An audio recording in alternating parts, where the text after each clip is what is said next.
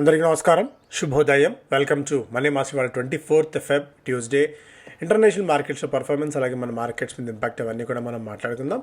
అందుకంటే ముందు March 2026 batch 100 days మెంటార్షిప్ది 2వ తారీఖు నుంచి ప్రారంభం కాబోతోంది. ఇవన్నీ కూడా సబ్జెక్ట్స్ కాదు, ఇవన్నీ చాలా వెరీ బేసిక్గా ఇక్కడ పెట్టినప్పటికీ కూడా ఫుల్ లెంత్ సబ్జెక్ట్ ఏ రోజు ఏంటి అనేది మీరు ఈ నెంబర్కి వాట్సాప్ చేస్తే మీకు మరిన్ని వివరాలు తెలుస్తాయి. సో ప్రొఫెషనల్ ట్రేడర్ కావాలి, సక్సెస్ఫుల్ ఇన్వెస్టర్ కావాలి అంటే ఇద్దరికీ ఉపయోగపడే విధంగా, ఉపయుక్తం అయ్యే విధంగా కూడా ఈ కోర్స్ డిజైన్ చేయబడింది. సో మీ అందరికీ మార్కెట్స్లో ప్రతి పార్టిసిపెంట్కి ఇది ఉపయోగపడుతుంది. సో మరిన్ని వివరాలు ఈ నెంబర్కి మీరు ఫోన్ చేసైనా ఆర్ఎల్స్ వాట్సాప్ చేసైనా కూడా మీరు వివరాలు తెలుసుకోవచ్చు. ఇక మార్కెట్స్ పరంగా చూస్తేనేమో ఏషియన్ మార్కెట్స్లో ఒక మిక్స్డ్ ట్రెండ్ మనం చూస్తున్నాం. నికే మనకి 0.8% మీద లాభాలతో ట్రేడ్ అవుతుండగా హాంకాంగ్ 1.5% డౌన్.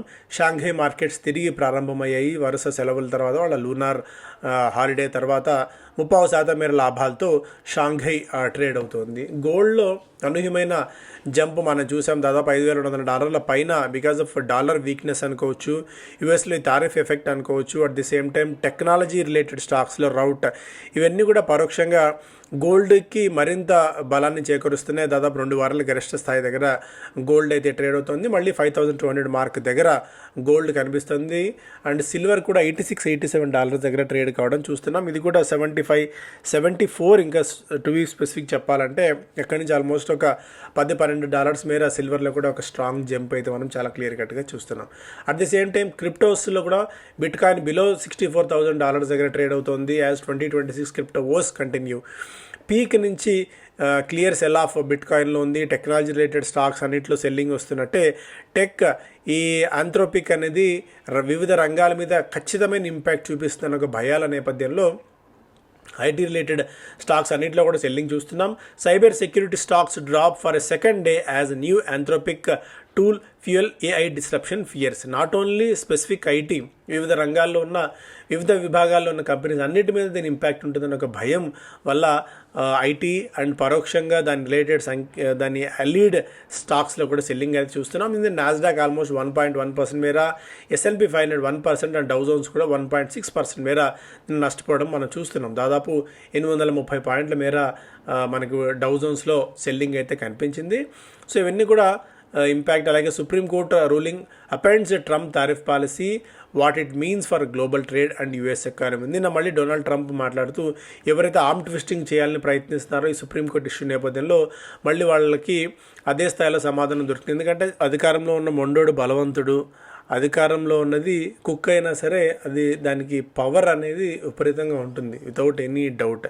సో దానికి తోడు ఆయన ఇలాంటి ఈగో విపరీతంగా ఉన్న మనిషి సుప్రీంకోర్టు నుంచి అంత బిఫిటింగ్ ఇది ఎదురైన తర్వాత ఆయన ఊరుకుంటారని అయితే అనుకోవట్లేదు ఏదో విధంగా. ఎందుకంటే సుప్రీంకోర్టు నుంచి బయటికి రాగానే తనకున్న విస్తృతమైన అధికారాలను ఉపయోగించి 10% తర్వాత 15% అయితే విధించారు. బట్ ఇది మళ్ళీ రివైవ్ చేయటమో లేకుంటే ఇతర మార్గాల్లో సేమ్ తన అయితే గతంలో అనుకున్నారో దానికి లెవెలింగ్ చేసే విధంగా మళ్ళీ ఏదైనా మార్పులు చేర్పులు తీసుకురావచ్చు, అవన్నీ కూడా ఆయన ప్రయత్నిస్తారు వితౌట్ ఎనీ డౌట్.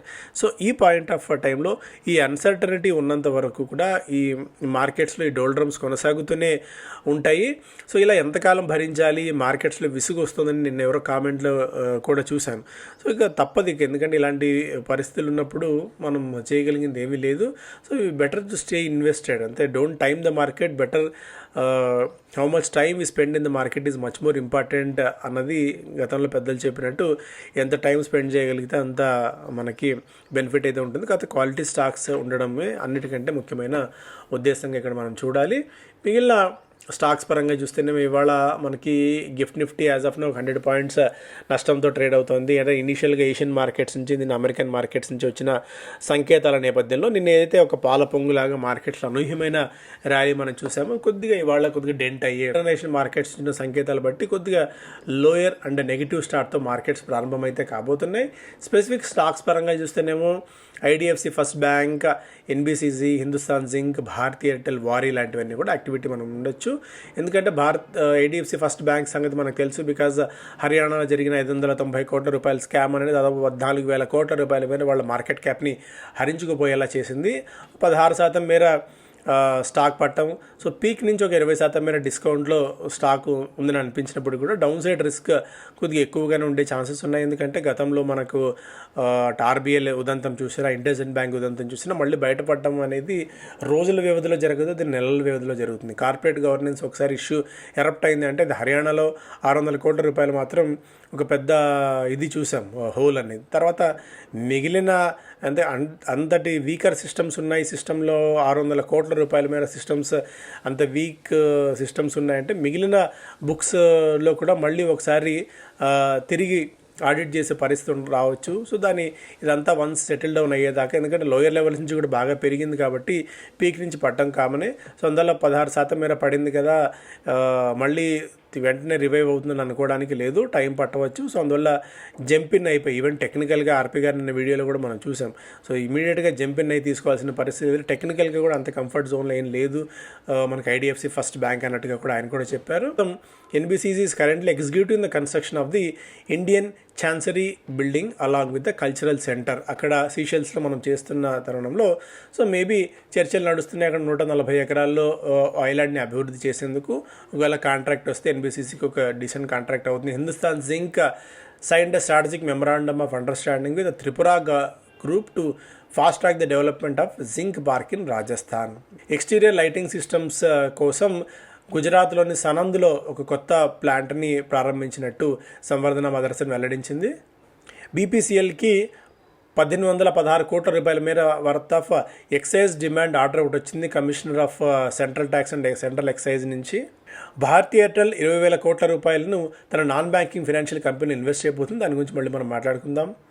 వారీ ఎనర్జీకి 500 మెగావాట్లకు సంబంధించిన సోలార్ మాడ్యూల్స్ సప్లై కోసం ఒక ఆర్డర్ వచ్చినట్టు వెల్లడించింది. కంటైనర్ కార్పొరేషన్ కంకార్ ఎంఓయూ కుదుర్చుకుంది Vizhinjam international sea port to develop a container freight station in Kerala. Patel engineering 133 కోట్ల రూపాయల ఒక ఇరిగేషన్ ప్రాజెక్ట్కి సంబంధించి L1 బిడ్డర్గా నిలిచింది. పేస్ డిజిటెక్కి రిలయన్స్ ఇండస్ట్రీస్ నుంచి 159 కోట్ల రూపాయల మేర వర్త్ ఆఫ్ ఆర్డర్స్ వచ్చాయి for the supply of lithium ion battery packs. So Pace Digitek. సైన్ పోస్ట్కి 450 కోట్ల రూపాయల మేర రాబోయే 10 ఏళ్ల కాలానికి అవుట్డోర్ అడ్వర్టైజింగ్ రైట్స్ని కోల్కతాలో గెలుచుకున్నట్టు వెల్లడించింది. ఇది first and exclusive outdoor advertising rights sign పోస్ట్కి.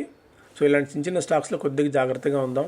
జేఎస్డబ్ల్యూ ఇన్ఫ్రాకి company arm receives project completion certificate from RITES for the liquid cargo berth project. జేఎన్పీటీలో వీళ్ళు సిద్ధం చేసిన లిక్విడ్ కార్గో బెర్త్ పోర్ట్కి కంప్లీషన్ సర్టిఫికేట్ వచ్చింది రైట్స్ నుంచి. సో దీంతో డబ్బులు వస్తాయి వీళ్ళకి. సిగ్మా అడ్వాన్స్ సిస్టమ్స్కి 100 కోట్ల రూపాయల మేర మినిస్ట్రీ ఆఫ్ డిఫెన్స్ నుంచి ఆర్డర్స్ వచ్చాయి to supply control electronics and actuation సొల్యూషన్స్ని అందించడానికి. Gold imports are not alarming at. So gold imports అనేది సెంట్రల్ బ్యాంక్స్ కొంటున్నాయి, వివిధ దేశాలు, మనం కూడా కొంటున్నాం, రీటైల్ ఇన్వెస్టర్స్ కూడా విపరీతంగా కొంటున్నారు. ఈటీఎఫ్స్లో కూడా బాగా డబ్బులు ఫ్లో పెరుగుతుంది. ఈటీఎఫ్స్ పెరుగుతున్నాయంటే పేపర్ గోల్డ్కి ఖచ్చితంగా దానికి బ్యాక్ చేసే విధంగా ఫిజికల్ గోల్డ్ కూడా ఉండాలి ఈటీఎఫ్స్ దగ్గర. సో ఈ నేపథ్యంలో మనం కూడా దిగుమతి చేసుకోవాల్సిన అవసరం వస్తుంది. వన్స్ మేబీ విపరీతంగా దిగుమతి పెరిగిపోయి జనాలంతా దాన్ని వెంట పడితే మేబీ ప్రభుత్వం దాని మీద ఆంక్షలు పెట్టే అవకాశం కూడా లేకపోలేదు. ఎందుకంటే ఒకవేళ ఆంక్షలు కనుక పెట్టినట్టయితే మళ్ళీ అంటే డ్యూటీస్ ఏమాత్రం పెంచినా కూడా ధరలు పెరుగుతాయి అండ్ మళ్ళీ స్మగిల్కి దోహదపడుతుంది. ఇప్పటికే మార్కెట్లో ఫిజికల్ సిల్వర్ అనేది కొద్దిగా దొరకట్లేదు.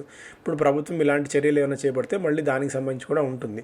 సో అందువల్ల ఈ వార్తను చూసి మళ్ళీ అమ్మో ఏదో జరిగిపోతే మళ్ళీ గోల్డ్ దొరుకుతుందా లేదా, సిల్వర్ దొరుకుతుందా లేదా అని ఆవేశపడాల్సిన అవసరం ఎంత మాత్రమూ లేదు. సో సిల్వర్ ఈ రోజు కాకపోతే రేపైనా కొనుక్కోవచ్చు, కొద్దిగా ధర ఎక్కువ పెట్టుకుంటే కొనచ్చు. సో ఇదే సిల్వర్ అనేది 3 లక్షలు, 5 లక్షలు, 10 లక్షలు అయిపోతుందని చెప్పి యూట్యూబ్ ఛానల్ తమ్మునేలు చూసి మోసపోకండి. గోల్డ్ కూడా 2 లక్షల రూపాయలు అయిపోతుంది అన్న ఒక భయాన్ని, ఆందోళన కలిగించే విధంగా పెడుతున్న తంబ్లైన్స్కి దూరంగా ఉండండి.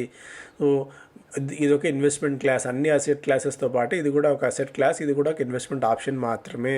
సో దీన్ని అలాగే చూడండి అని చెప్పి పదే చెప్తూనే ఉన్నాం. ఇక మీ విజ్ఞత ఉపయోగించి మీ పెట్టుబడి నిర్ణయాలు తీసుకోండి. ఎకనామిక్ టైమ్స్ ఫస్ట్ పేజ్లో focus on core stop miss selling. So FM to bank. So insurance business అనో లేకుంటే పాలసీలను మీరు లాకర్ కావాలంటే మీరు ఏదైనా ఒక పాలసీ తీసుకుంటేనే లాకర్ ఇస్తామని ఇలాంటి మిస్ సెల్లింగ్ ఆఫ్ ప్రోడక్ట్స్ మాత్రం చేయకండి. మీ కోర్ బిజినెస్ ఏదో అది మాత్రం ఎడవండి అని చెప్పి ఎఫ్ఎం గారు బ్యాంక్స్కి చాలా క్లియర్ కట్గా చెప్పారు. బ్యాంకుకి వెళ్తే చాలు, ఇవన్నీ ఏదో ప్రోడక్ట్స్ అంటగట్టడానికి అటు ప్రభుత్వ రంగ బ్యాంకులైనా సరే ప్రైవేట్ రంగ బ్యాంకులైనా సరే అంటగట్టడానికి చేసే ప్రయత్నాలు అయితే జరుగుతూనే ఉన్నాయి. సో ఈ నేపథ్యంలో కొద్దిగా ఎఫ్ఎం గారు ఈ మాట చెప్పడం అనేది కొద్దిగా గొప్ప ఊరటనిచ్చే అంశం. బట్ స్టాక్స్ పరంగా చూస్తే పరోక్షంగా ఇది మార్జిన్స్ మీద ఎఫెక్ట్ అయ్యే అవకాశం కూడా ఉంటుంది. కాబట్టి ఎస్పెషల్లీ పిఎస్యూ బ్యాంక్స్ కొద్దిగా జాగ్రత్తగా ఉండాలి ఈ నేపథ్యంలో. RBI watching IDFC bank scenario. నిన్న ఆర్బీఐ చీఫ్ చెప్తున్న మాట, governor sees no systematic issue, says new CPI estimates soon. So అదొకటి. Airlines bet on India business scaling new highs. So ఇవన్నీ కూడా ఫస్ట్ పేజ్ అంశాలు. తర్వాత Dalal street up and bank auto boost amid caution ahead of F and expiry నేపథ్యంలో అంటే మార్కెట్స్లో కొద్దిగా మొత్తం మొమెంటం అయితే కనిపించింది. సో యుఎస్ సుప్రీంకోర్టు ఇష్యూ పరోక్షంగా కొద్దిగా మార్కెట్ మూడ్ని ఎలివేట్ చేసింది. బట్ ఇవి తాత్కాలికంగా అన్నట్టు మనకైతే కనిపిస్తున్నాయి. ఫారిన్ పోర్ట్ఫోలియో ఇన్వెస్టర్ నెట్ బయర్స్గా ఉన్నారు. దాదాపు 3,500 crores వర్త్ ఆఫ్ స్టాక్స్ని మన వాళ్ళు ఫారిన్ పోర్ట్ఫోలియో ఇన్వెస్టర్స్ బై చేయగా, డొమెస్టిక్ ఇన్స్టిట్యూషనల్ ఇన్వెస్టర్స్ దాదాపు 1,300 కోట్ల రూపాయల వర్త్ ఆఫ్ స్టాక్స్ని నిన్న మన వాళ్ళు సేల్ చేశారు. ఓవరాల్గా ఇప్పటివరకు ఫిబ్రవరిలో ఫారిన్ పోర్ట్ఫోలియో ఇన్వెస్టర్స్ 17,400 కోట్ల రూపాయల మేర వర్త్ ఆఫ్ పర్చేజెస్ చేసినట్టు ఈ డేటా బట్టి చూస్తే మనకు అర్థమవుతుంది. SEBI plans PMS overall to stay in sync with an evolving market. So ఈ పాయింట్ ఆఫ్ టైంలో పిఎంఎస్ సర్వీసెస్ని కూడా ఓవరాల్గా కాంప్రహెన్సివ్ ఓవర్హాల్ చేయాలి అనేది సెబీ ఆలోచనగా కనిపిస్తోంది. పోర్ట్ఫోలియో మేనేజ్మెంట్ సర్వీసెస్ అనేది, ఎందుకంటే రాబోయే రోజుల్లో వీటికి డిమాండ్ మరింతగా పెరగబోతోంది. మరింతమంది మార్కెట్స్లోకి వస్తున్నప్పుడు పిఎంఎస్ని మరింత స్ట్రెంథన్ చేయాలన్న థాట్లో సెబీ కూడా ఉన్నట్టు కనిపిస్తుంది. ఈ సైడ్ అంటే పిఎంఎస్ కాంక్లేవ్. పిఎంఎస్ ఇండస్ట్రీ ప్రస్తుతానికి 2,15,000 మంది క్లయింట్స్ ఉన్నారు. దాదాపు 10 లక్షల కోట్ల రూపాయల మేర అసెట్స్ ఉన్నాయి. ఎక్స్క్లూడింగ్ ఈపీఎఫ్ఓ అండ్ పిఎఫ్ పక్కన పెడితే సో ఓన్లీ పిఎంఎస్ ఇండస్ట్రీ అంతా 10 లక్షల కోట్ల రూపాయల మేర ఉంది. ఇది మరింతగా పెరిగే అవకాశం ఉంది కాబట్టి మరింత స్ట్రెంథన్ చేయాలన్న యోచనలో ఉన్నట్టు కూడా ఆయన చెప్పారు. భారతీ ఎయిర్టెల్ టు ఇన్వెస్ట్ 20,000 కోట్ల రూపాయలని కొత్తగా ఫామ్ చేస్తున్న ఎన్బిఎఫ్సి ఆమ్లో అంటే ఎయిర్టెల్ మనీ ఏదైతే వీళ్ళు అనుకున్నారో దానిలో పెట్టుబడులు పెట్టబోతున్నారు. భారతీ ఎయిర్టెల్ దాదాపు 20,000 కోట్ల రూపాయలు రాబోయే కొన్ని సంవత్సరాల్లో పెట్టుబడులు పెట్టబోతోంది. To power its next growth engine amid further diversification. So telecom operator దాదాపు ఈ టెలికాం కంపెనీ 70% మేర ఫండ్స్ని పెడితే మిగిలింది ప్రమోటర్ గ్రూప్ పూల్ చేసి ఇందులో పెట్టుబడులు పెట్టబోతోంది. ఆస్టర్ డిఎం దాదాపు 2,300 కోట్ల రూపాయలతో మరింతగా తమ బెడ్ కెపాసిటీని పెంచుకోవడానికి ప్రయత్నాలు చేస్తోంది. కర్ణాటక, కేరళ రాష్ట్రాల్లో don't trust to buy, pressure on stock may stay for some time. ఇంతమంది మాట్లాడుకున్నాం ఐడిఎఫ్సి ఫస్ట్ గురించి, ఇదే స్టోరీ అంతా. De empanelment by Haryana government AU small finance bank. So spill over effect దీని మీద కూడా పడింది. ఏవ్ స్మాల్ ఫైనాన్స్ బ్యాంక్ మీద ఐడిఎఫ్సి ఫస్ట్ చేసిన చర్య వల్ల దీన్ని మరో చిన్న బ్యాంక్ మీద కూడా దీని ఎఫెక్ట్ అయితే క్లియర్ కట్గా ఉంది. మేబీ వీళ్ళ మీద ఇది తాత్కాలికమైనప్పటికీ కూడా సో ఆ స్పిల్ ఓవర్ ఎఫెక్ట్ ఇక్కడ చూస్తున్నాం. Price targets ratings of big IT companies cut on downside risk. So Jefferies పెద్ద కంపెనీ ఐటీ కంపెనీస్ కంటే మిడ్ సైజ్ ఐటీ కంపెనీస్ మీద ఫోకస్ ఎక్కువ పెట్టింది. So they could pivot and grow fast అన్నట్టుగా కూడా వాళ్ళు ఇక్కడ అప్డేట్ చూస్తున్నాం. మిగిలిన ఐటీ కంపెనీస్ అన్నిటికీ కూడా వాళ్ళ రేటింగ్స్ని ఇచ్చారు. ఇన్ఫోసిస్ని బై నుంచి హోల్డ్ రేటింగ్ ఇచ్చారు. 1880 నుంచి టార్గెట్ ప్రైస్ని 1290కి తగ్గించింది. సో ఇప్పుడున్న కరెంట్ మార్కెట్ ప్రైస్తో పోలిస్తే 3% మేర తక్కువ. టీసీఎస్కి హోల్డ్ నుంచి అండర్ పర్ఫార్మ్ రేటింగ్ ఇచ్చింది. ఇప్పుడున్న టార్గెట్ ప్రైస్తో ఇప్పుడున్న సిఎంపీతో పోలిస్తే టార్గెట్ ప్రైస్ మరింత 12% మేర తగ్గవచ్చని చెప్తోంది. విప్రో 12%, టెక్ మహీంద్రా దాదాపు 17%, ఎల్ఎన్టీ మైంట్రీ 11% ఇక్కడి నుంచి డౌన్ సైడ్ రిస్క్ ఉంది అన్నట్టుగా కూడా చెప్తుండగా, కోఫోర్జ్ 25% మేర ఇక్కడి నుంచి అప్ సైడ్ పొటెన్షియల్ ఉండవచ్చు. అంటే గతంలో 2060 టార్గెట్ ప్రైస్ దాన్ని 1620కి తగ్గించింది. అయినప్పటికీ కూడా దాదాపు 25% మేర అప్ సైడ్ పొటెన్షియల్. సెగిలిటీ 70 రూపాయలు తన ఓల్డ్ టార్గెట్ ప్రైస్ ఉంటుంది, దాన్ని ఇప్పుడు 53కు తగ్గించింది. స్టిల్ ఇక్కడికి కూడా 22% మేర అప్ సైడ్ పొటెన్షియల్ ఉండవచ్చు అనేది కూడా వాళ్ళు చెప్తున్నమాట. ఐకేఎస్, ఎంఫసిస్ అండ్ హెక్సావేర్ టెక్నాలజీస్కి సంబంధించిన స్టాక్స్ సంబంధించిన టార్గెట్ ప్రైజులు కూడా మనం చూడవచ్చు. ఫుడ్ డెలివరీస్ డిసెంబర్ క్వార్టర్లో కొద్దిగా పెరిగాయి, బీటింగ్ ఎస్టిమేట్స్. మేబీ ఈ ఎఫెక్ట్ స్విగ్గీ అండ్ జొమాటో మీద నెక్స్ట్ మనకి రిజల్ట్స్ మీద కనిపించవచ్చు. బిజినెస్ అండ్ ఫస్ట్ పేజ్లో government targets 16.7 lakh crores from asset monetisation, దాదాపు 16 లక్షల కోట్ల రూపాయల మేర అసెట్ మానిటైజేషన్కి సంబంధించి చూడవచ్చు అనేది ప్రభుత్వ యోచనగా ఉంది. సో ఫస్ట్ పేజ్ అంశాలు. తర్వాత Bharat forge all time hit చేసింది. మొదటి అర్ధభాగంలోనే దాదాపు 50% మేర స్టాక్లో జంప్ చూసాం. మొరపెన్ ల్యాబ్స్ నిన్న 15% మేర పెరిగింది. రెగ్యులర్ వాల్యూమ్స్ పోలిస్తే 60 రెట్లు అధిక వాల్యూమ్స్ స్టాక్లో జంప్. సీసీఎల్ ప్రోడక్ట్స్ మనం 400 రూపాయల నుంచి అనేక సందర్భాల్లో మాట్లాడుకున్న స్టాక్ ఇది కూడా ఒక 4% మేర పెరిగి ఆల్ టైమ్ హిట్ చేసింది. నెట్వెబ్ వరుస లాభాలకు బ్రేక్ పడింది. నిన్న కొద్దిగా స్టాక్లో వీక్నెస్ చూసాం. Holding company discount debt drag and UPL recast. నిన్న యూపీఎల్ స్టాక్లో 15-16% మేర జంప్. దీన్ని డీమర్ చేసి షేర్ హోల్డర్ వాల్యూ అన్లాక్ చేస్తామని చెప్పి కంపెనీ చెప్పినప్పటికీ మార్కెట్ దీన్ని డైజెస్ట్ చేసుకోలేకపోయింది. ఎప్పటి నుంచో ఉన్న ఈ ఇష్యూ ఇప్పటికీ సార్ట్అవుట్ చేసామని చెప్పి కంపెనీ చెప్తున్నప్పటికీ కూడా స్టిల్ తామరతంపరగా వీళ్ళు చేస్తున్న ప్రక్రియ అయితే ఉంది. సో డెట్ కూడా ఏమాత్రం తగ్గట్లేదు ఈ డీమర్ చేసినప్పటికీ కూడా. సో అందువల్ల ఇదేమి అంత రీటైలర్స్కి కానీ పీఈ కంపెనీస్కి కానీ పెద్దగా లాభసాటి వ్యవహారం అయితే ఏమీ కాదు. స్టిల్ ఏవైతే పాత ఇష్యూస్ ఉన్నాయి యూపీఎల్లో అవే కంటిన్యూ అయ్యే అవకాశాలు ఉన్నాయి. రీస్ట్రక్చరింగ్ అనేది సింప్లిఫై చేయడానికి కాకుండా దీన్ని మరింత కాంప్లికేట్ చేయడానికి కంపెనీ ప్రయత్నం చేసినప్పటికీ కూడా majority of the broking companies అయితే చెప్పాయి. ప్రస్తుతానికి దీని జోలికి వెళ్ళకపోవడం మంచిది అన్నది కూడా ఓవరాల్గా సారాంశం. టోరెంట్ గ్రూప్ డయాగ్నోస్టిక్ విభాగంలోకి అడుగుపెట్టింది. ఆల్రెడీ విపరీతంగా కన్సాలిడేషన్ అండ్ విపరీతంగా కాంపిటీషన్ పెరిగిపోయిన ఈ సెగ్మెంట్లోకి ఇప్పుడు వీళ్ళు అడుగుపెట్టడం అనేది కొద్దిగా ఆసక్తిగా అయితే కనిపిస్తుంది ఈ పాయింట్లో. అండ్ ఎల్ఎన్టీ మైంట్రీ దాదాపు $100 మిలియన్ డీల్ని యూరోపియన్ మెడ్టెక్ కంపెనీ నుంచి రాబోయే 7 ఏళ్ల కాలానికి గెలుచుకున్నట్టు వెల్లడించింది. 45,000 కోట్ల రూపాయల క్యాపెక్స్ అనేది వోడాఫోన్ ఐడియా మార్కెట్ షేర్ని పెంచుకునేందుకు ఉపయోగపడకపోవచ్చు అనేది కూడా వివిధ అనలిస్టుల కమ్యూనిటీ చెప్తున్నారు. Amount much lower than the rivals capex. వాళ్ళతో పోలిస్తే వీళ్ళు పెట్టే 45,000 కోట్ల రూపాయలు పెద్దగా ఏమాత్రం సరిపోకపోవచ్చు. 1,00,000-1,50,000 కోట్ల రూపాయల మేర క్యాపెక్స్ పెట్టినట్టయితేనే ఇప్పుడున్న ఎగ్జిస్టింగ్ క్లయింట్ బేస్ని అట్లీస్ట్ నిలుపుకునే స్కోప్ అనేది దొరుకుతుంది అనేది అనలిస్ట్ కమ్యూనిటీ చెప్తున్నమాట. సో ఇవి ప్రధానమైన వార్తలు. Thank you so much.